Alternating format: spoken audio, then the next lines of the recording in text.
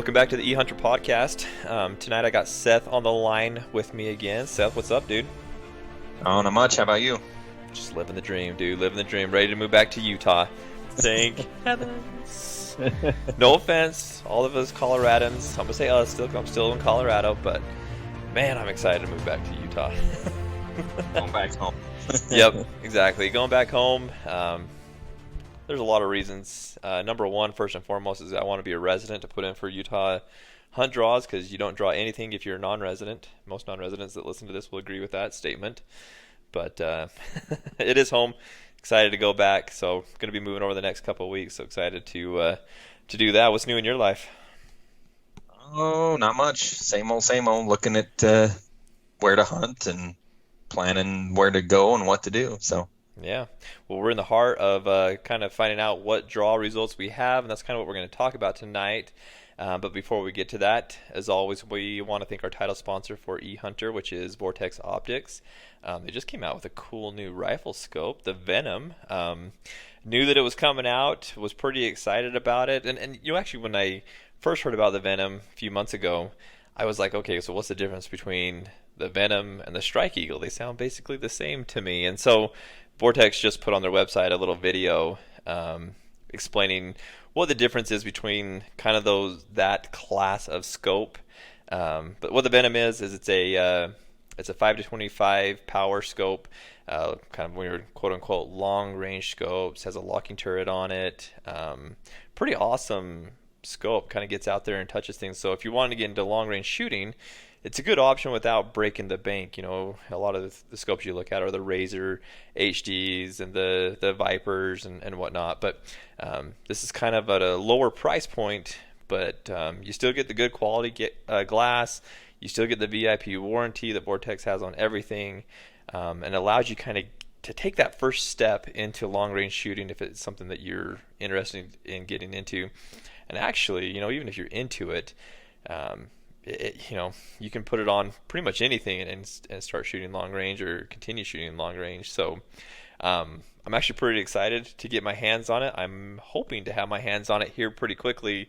I'm actually going to do a little bit of messing around with it. I'm going to put on my wife's 708 and see what kind of long range shooting I can do with her gun. So pretty excited about that. Did you get a chance to check it out, Seth? I did. I watched the video. It seems like it's right. Like you said, it's kind of right in that wheelhouse of just a step off, like a true, you know, more, I hate to say the word, but like a true budget long range scope. But it's just a step up from that. It still has a ton of features packed into it. It looks like a pretty cool scope. Yeah. Yeah, it definitely is. And, you know, and I'm going to throw a plug in for the Strike Eagle, though. I've got my hands on that in the past, and it's a little bit of a step up from this one, but it has a little bit better glass, apparently. But, I mean, both really are going to accomplish the job. I'm also thinking about when I get that scope, putting it on my 22-250 and seeing what I can't do with that as well. Like, I kind of think that'd be a good scope for that gun, don't you? Yeah, that's actually a great idea. That gun, them 250s they're flat shooting suckers. You can shoot a long ways. Yeah. I mean, they get out of ways and then they start dropping. I think you get out there about 800-900 yards. Then they really start to, actually, it's even closer than that. I think it's probably like 600 yards. It really starts to drop. All my long-range buddies are going to just slam me for that comment, by the way. But it'll be interesting to see what I can do with it when if I put it on that gun. Maybe now I'm actually thinking I might just throw it on that and see what I can do. Anyways, we want to thank Vortex for sponsoring E-Hunter. They sponsor the podcast, the website, everything that we do, and we appreciate them. They're really cool guys. Special shout out to Sawyer over there. He's very awesome to work with, and really enjoy our partnership with them. So with that, let's jump into like I mentioned, our topic. We're kind of right in the heart of getting you know, those result emails. In fact, I got one today for Colorado pronghorn. I didn't draw my tag. I'm probably good and bad. I'm sad when I don't draw, when it says unsuccessful, but moving to Utah may be difficult to come back and do that hunt anyways. But successful on my deer and my elk here in Colorado. Seth, sounds like you're pretty successful as well. Yeah, I was successful on a Colorado deer tag, and Utah let me down, which is about par for the course. Yeah, that's about normal. Yeah, there's Utah. Yeah. So, but I did get a deer tag, and I've still got dedicated hunter here in Utah. So got a few hunts to go through, and it'll be a good fall.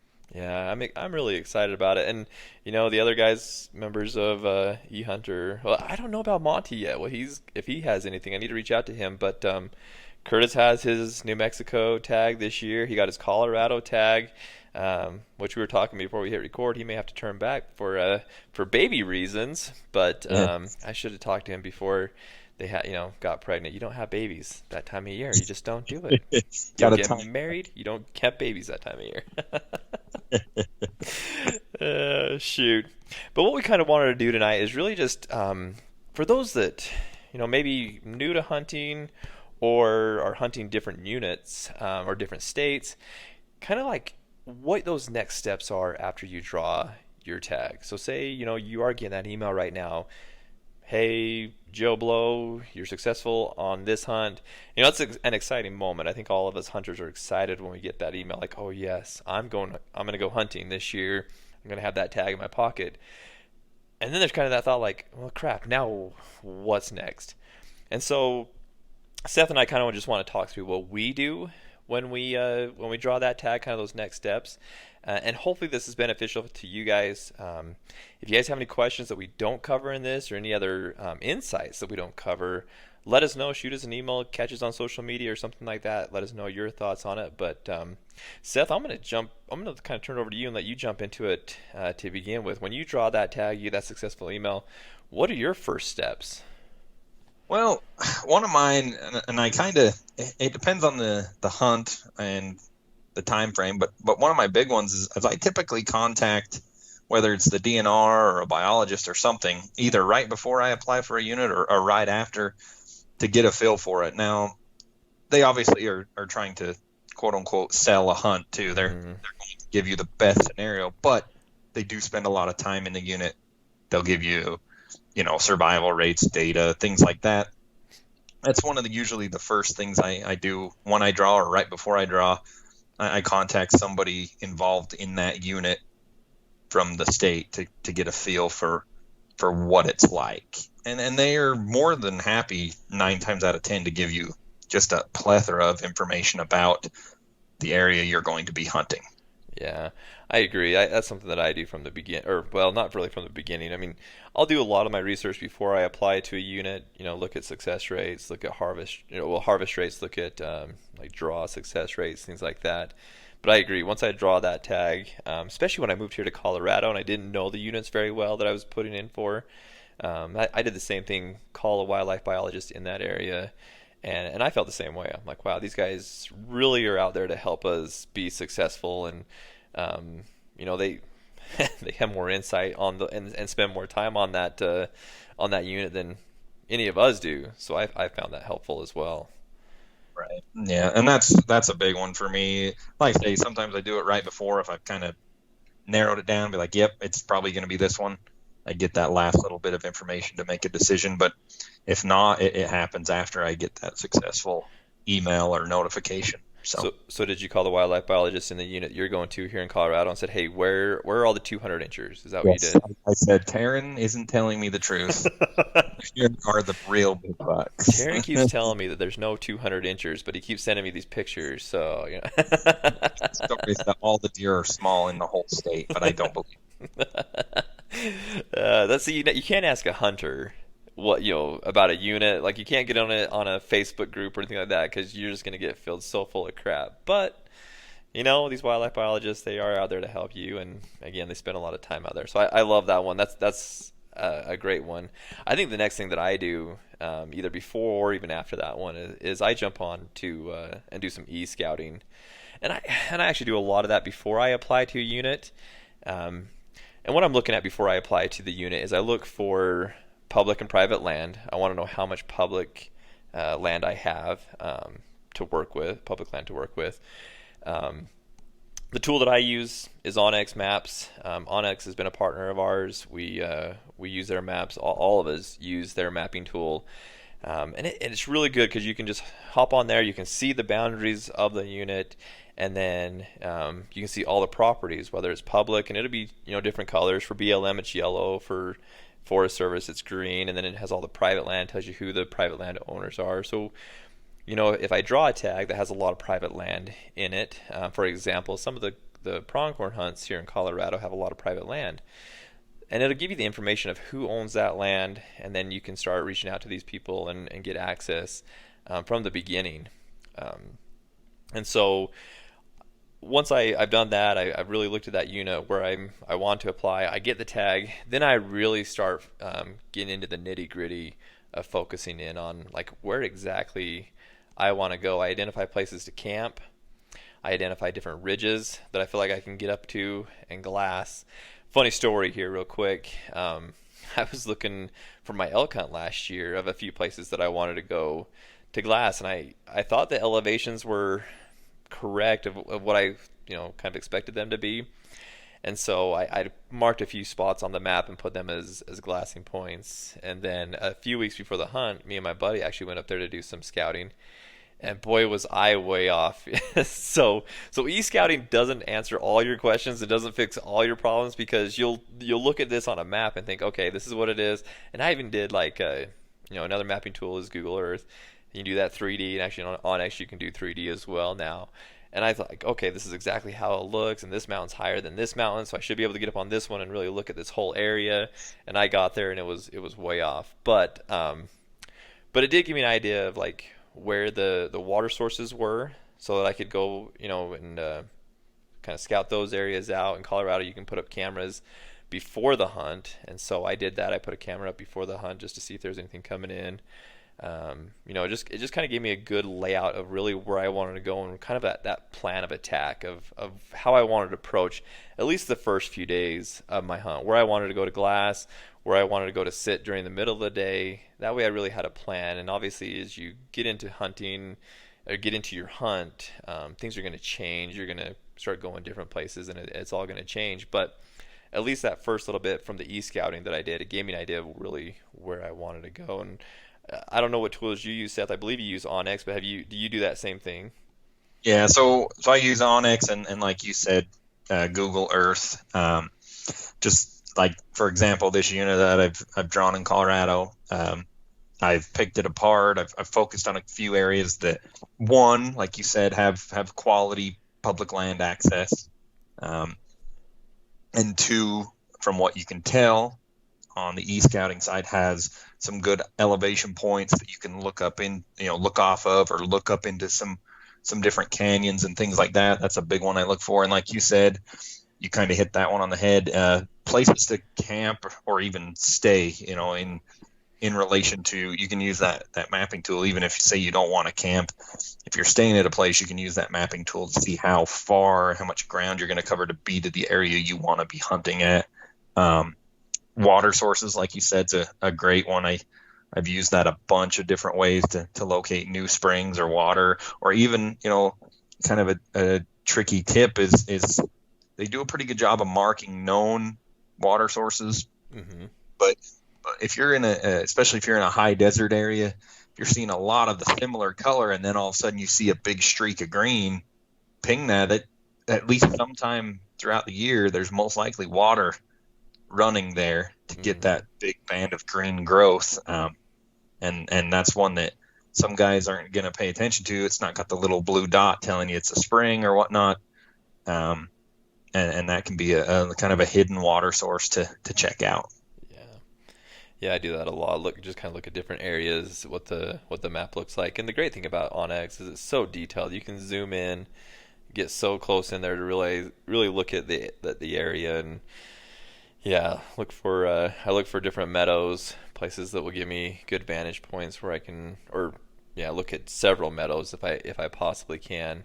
I found it was really weird going from Utah to Colorado, and it was just because I hunted in southern Utah versus I'm kind of in north central part of Colorado that I like to hunt. But in southern Utah, you can glass for miles. It's sagebrush. You can see forever in that stuff. Where I hunt in Colorado, it hasn't been that way, and so I really had to use Onyx to really find those bare areas that they may try to sneak into in the evenings or be sitting in the mornings coming out of. So I use it for that too, and you can really find those on Onyx. So right. That's a tool that that's one of the first things, and I'll admit, this week we've gotten Colorado results. Luckily, the two that I drew out for deer and elk are the same hunts that I did last year, so I know the units pretty well.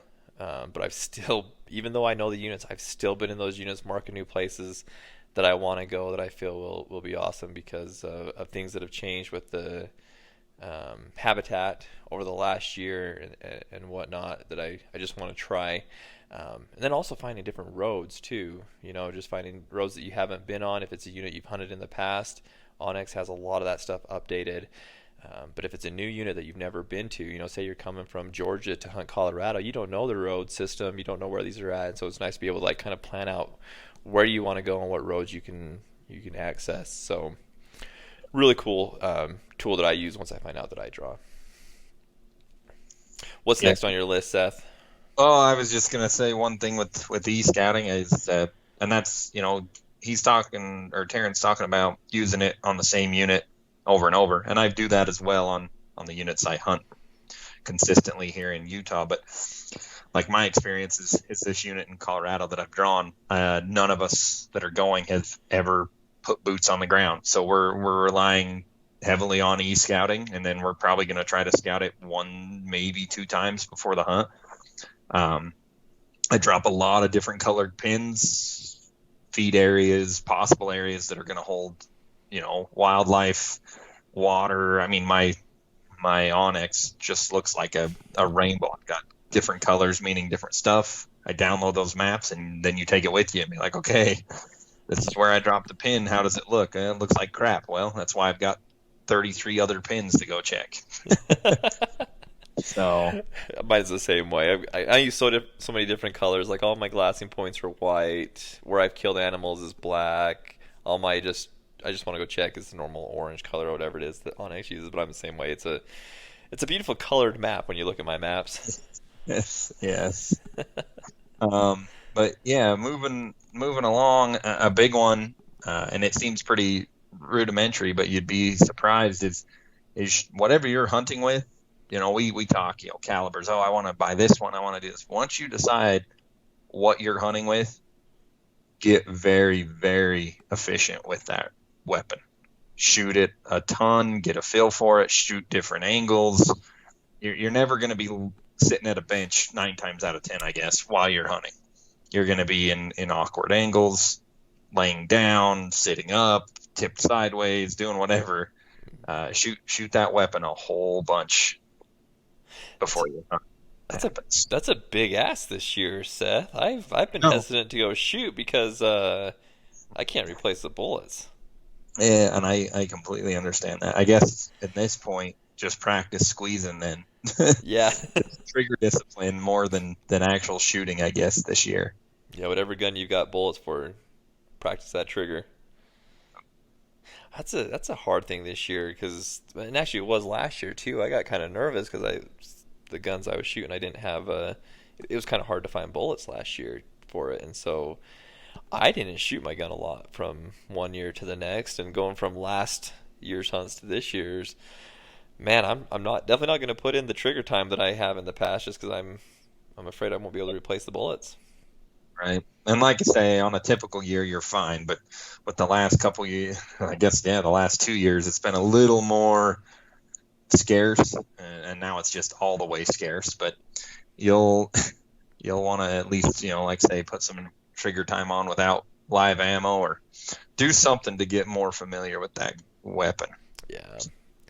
Yeah, especially if it's something that you don't shoot a lot. Yeah, get very familiar with. And I, we talk about that. I want to go buy a new caliber, and you draw out this, I don't know, once in a lifetime elk tag, or say you are from a place like Georgia, and you draw a Colorado elk tag. Well, you may not have that caliber in your repertoire. You may not have a 7 mag, which is the best caliber that there ever was created, and is so much better than the 30-06 or the 270. Sorry, we better not go down that road again, should we? I just think it's funny you're bashing me, and you're trying to get me riled up, and I've got the 7 mag. Just because I picked the gun I was familiar with, I still have a 7 mag. I'm not saying it's a bad gun. Anyways, so they may not have that caliber of gun, and so if you do go buy that gun for this specific hunt, boy, start I don't know what you got to do to find bullets, but start looking everywhere that you possibly can. And yes, put as many bullets downrange as you possibly can to familiarize yourself with that. Because if you're not comfortable, like you said, Seth, if you're not comfortable shooting it off of a bench, when you're sitting there at a 45-degree angle, downhill, laying on your stomach, on your face, trying to shoot a huge bullet, heart's pumping, it's a different game. So yeah, make sure you get that practice in. So. Cool. Moving on right along then. I think the next thing that I would recommend for people as you draw out these tags, and this is kind of a shameless plug for myself as well as my friends that are outfitters, and that is if it's in an area that you're not familiar with. Again, I keep using this example of Georgia to Colorado because I have a friend that's thinking about doing this. Um, you may want to reach out to an outfitter and get hooked up with them. That's a big undertaking, to make that trip.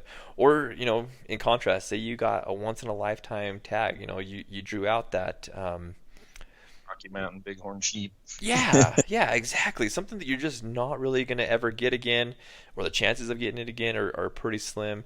You want to make it the best hunt you can. You want to be as successful as possible.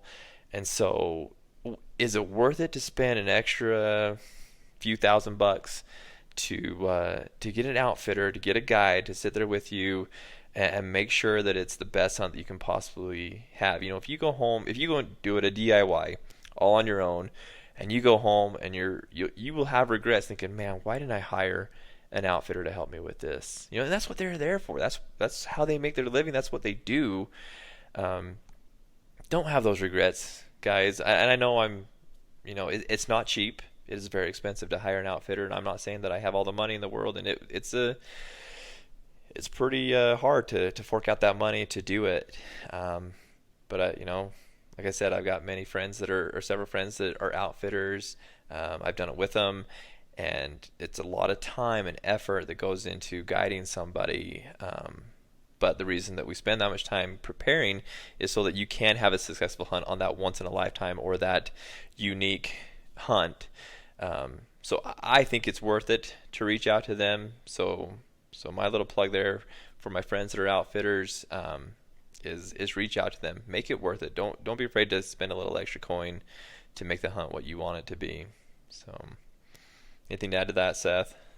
No, I mean you're right on. I mean the easiest way to put it is they get paid to live, most of them, are fairly unit specific. They get paid to live in that unit and find wildlife. Mm-hmm. So if you're worried that you're not going to give it the right amount of effort, you can't get there, it's a long ways away, it is an option. It is an option. It's going to cost you money, but you're paying people that spend time in those mountains, in that unit, knowing where animals are.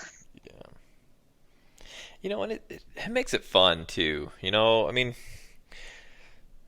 hunting's fun anyways.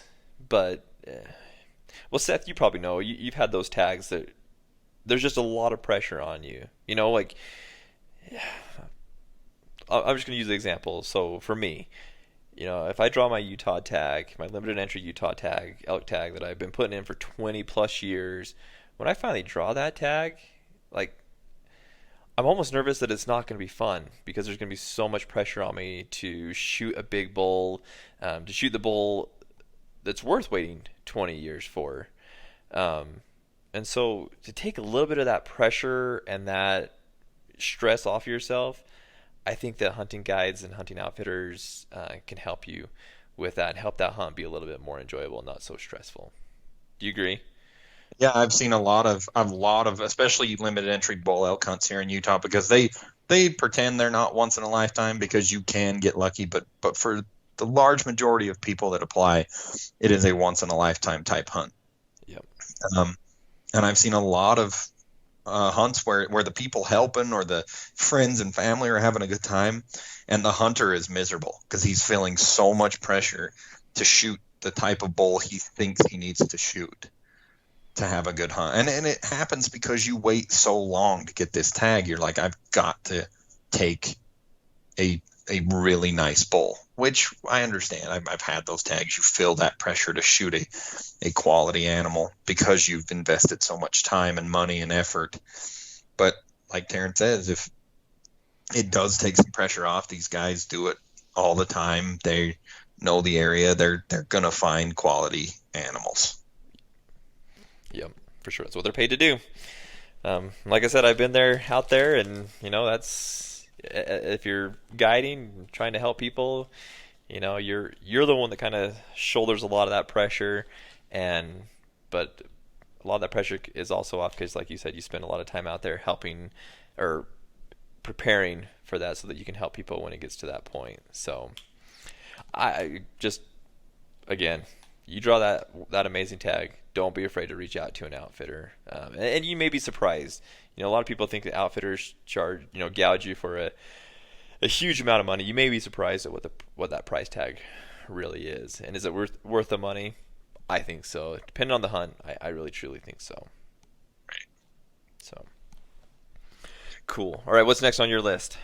One we kind of skipped over, which in my opinion should be done prior to applying, but if you haven't done it, get a proclamation, whatever they want to call it, state to state, hunting guidebook, whatever. Get in that book and learn the regulations because you do not want to ruin a hunt by going there and screwing up and getting a ticket.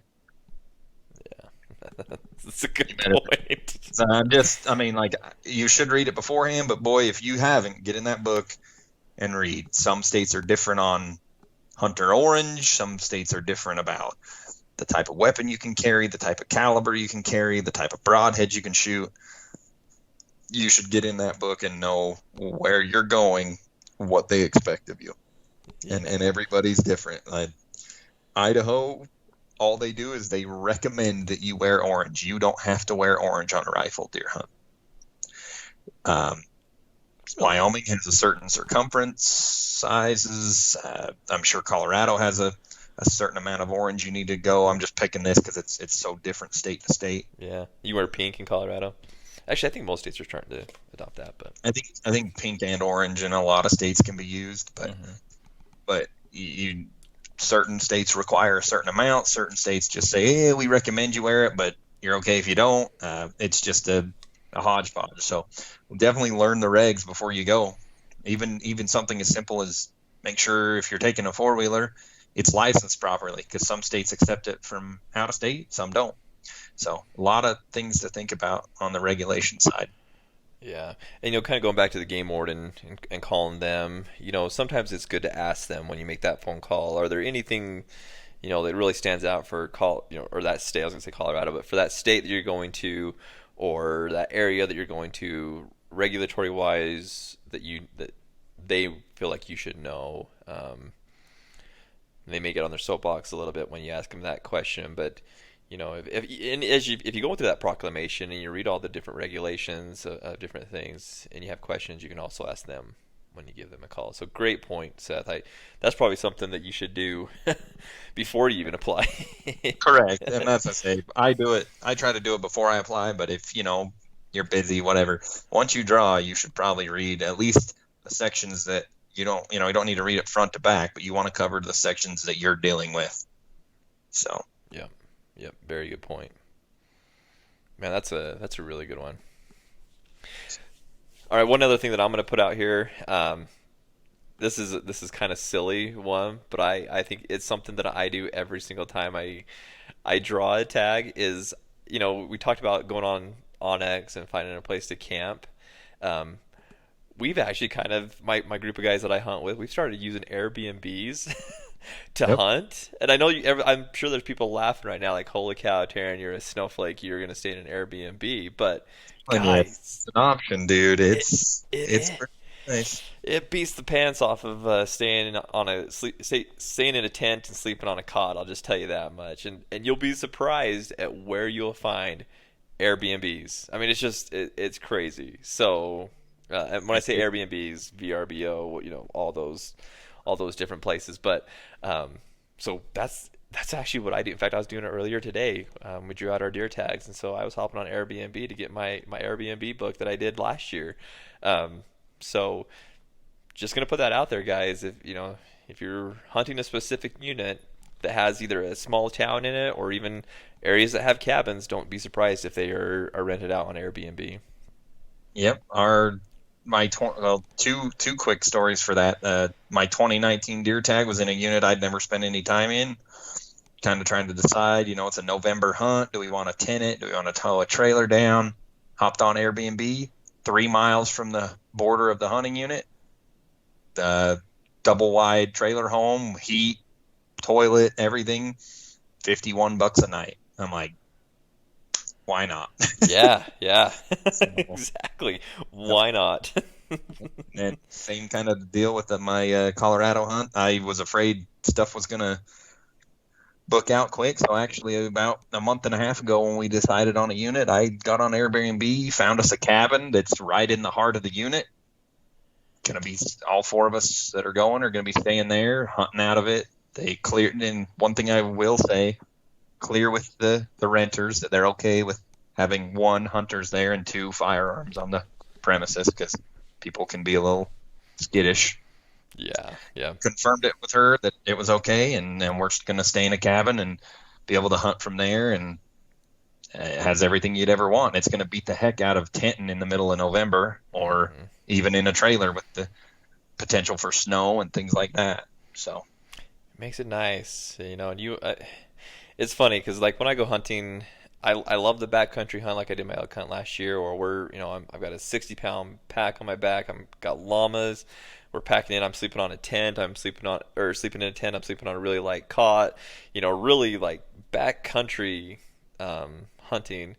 But then I also like the hunts where I can hunt out of a lodge or a Airbnb, a cabin, or something like that. So whatever, find enjoyment in whatever you can. But I did want to put that out there is once you draw that tag and you're looking for places to camp, don't rule that out. I mean, that it's just an option that's out there for you. So, another one I had, which, I mean, we should try our best to do this all the time, but be prepared physically for the hunt. yes, I had that on my list as well. Yeah, I mean, everybody, we're all busy. Let's be honest, a lot of America's got sedentary jobs. We sit around a lot, working on a computer, doing whatever. But find the time to be at least active enough that you're physically capable of hunting the area. You don't want to draw a tag and then just not have the gas to go anywhere. Because the thing you got to think about too, especially if you're coming west or whatever, elevation change can really mess with your oxygen levels. If you're not prepared, you can be down and out a day or two.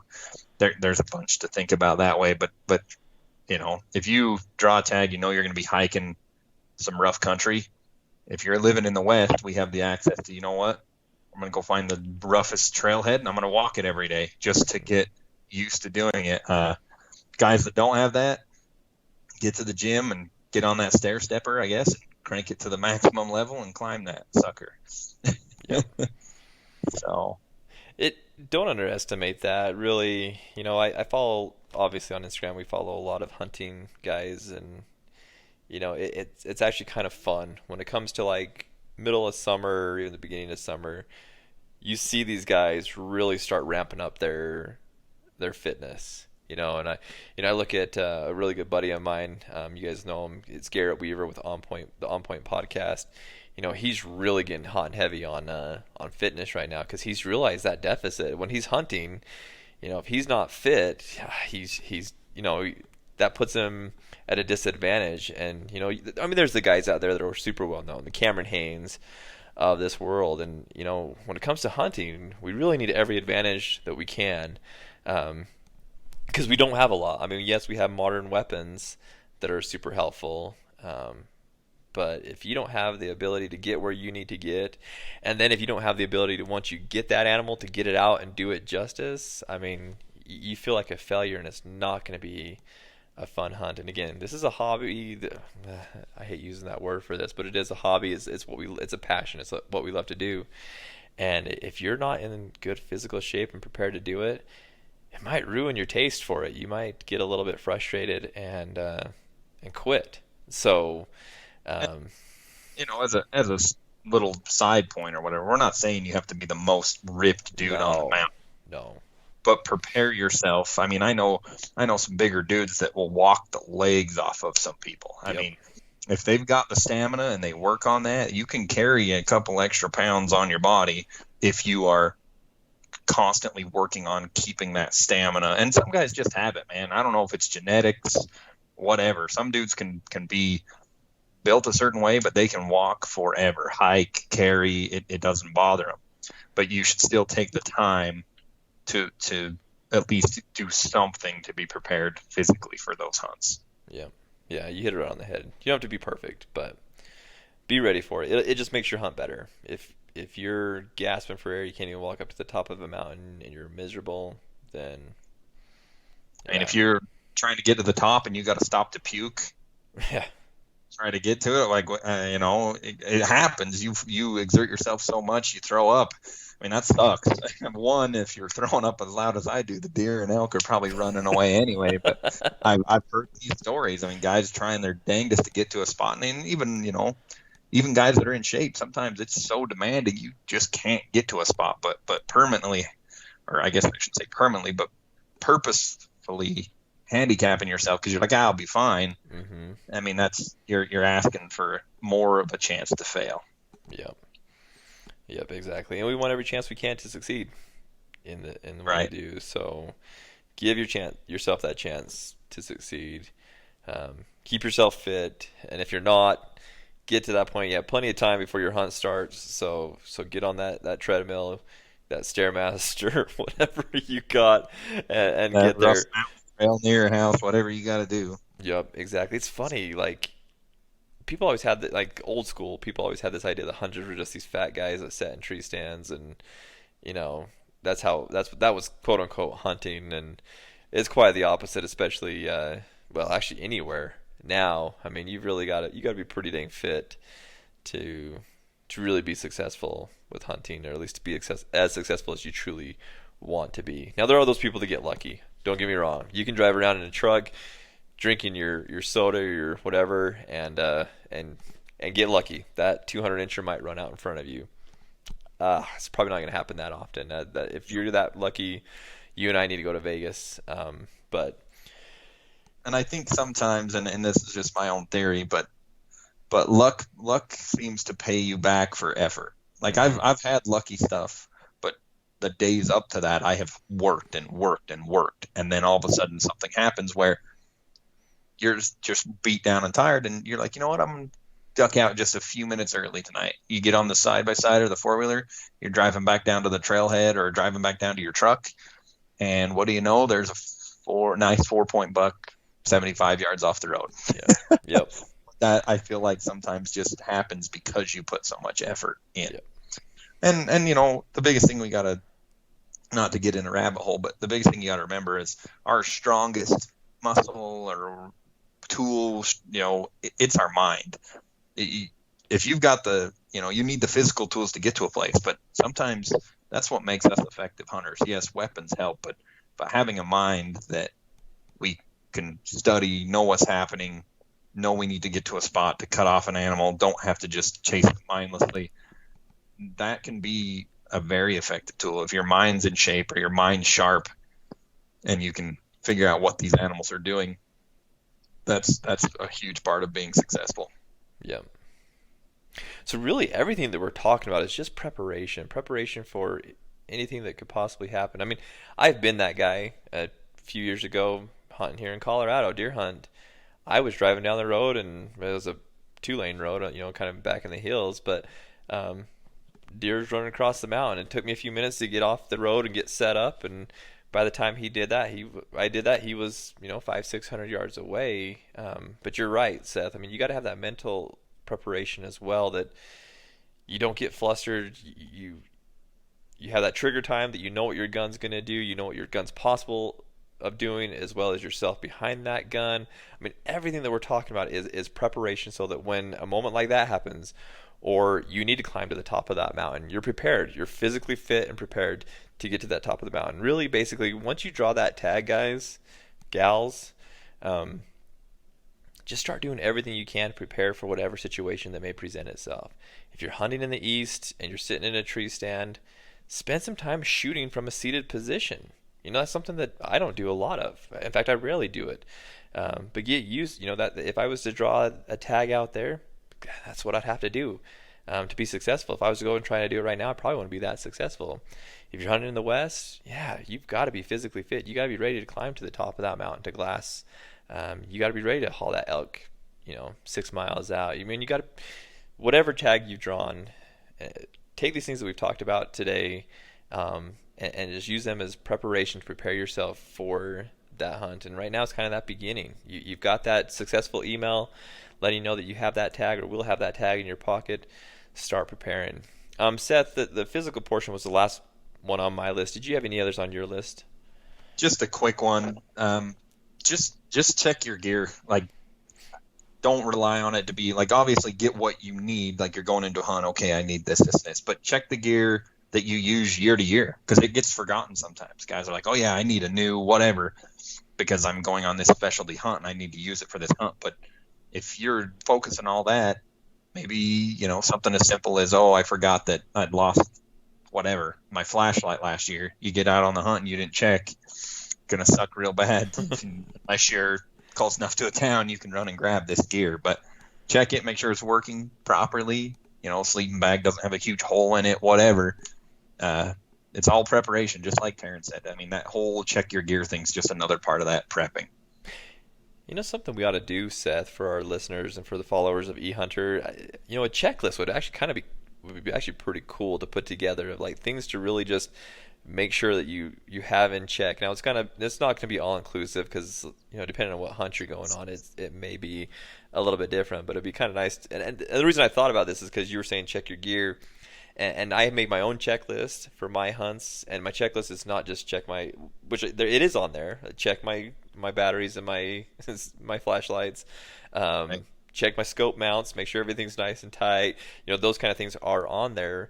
But there's also other things that I do. Have I got all my waypoints marked on Onyx? Have I done the physical part of it? Have I got whatever gear I need? I do that. So maybe kind of helpful for people if there was a checklist. I guess for everybody that's listening, you could make your own checklist. Would love to hear what you guys would put on your checklist. I'd love to hear it anyways.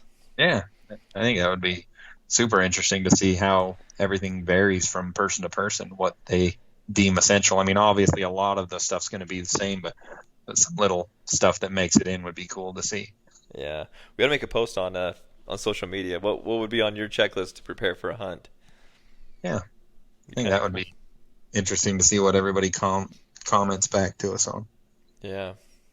Well, cool, guys. Well, we just wanted to share this with you again, as everybody's coming out with or getting results right now for their hunts. We wanted to just kind of let you know what our thoughts are, some things to think about as you prepare. And everything we talked about was really preparing for that tag that you now have in your pocket, whether it be a general season hunt that you get a hunt every single year, or whether it's that once-in-a-lifetime tag. We just kind of wanted to touch on a few of the things that we think of when we draw that tag. Guys, if there's anything that you feel like that we didn't talk about, or things that you would do that we didn't talk about, let us know. Like I said in the beginning, I'd love to hear your guys' thoughts. If there's something that you do to prepare that we could add to that list, let us know. Shoot us an email, send us a message on social media. Would love to hear from you guys. Before we check out, though, again, want to thank Vortex Optics for everything that they do. Check them out at vortexoptics.com. I didn't put that in the intro, but that's their website. And also, guys, if you ever have any questions about some of their products, let us know. We're kind of becoming gurus of their products. We use them on a daily basis pretty much. And so if you have any questions, just let us know about that. So appreciate you guys listening to the podcast. Please make sure that you subscribe to the podcast, as well as share it around.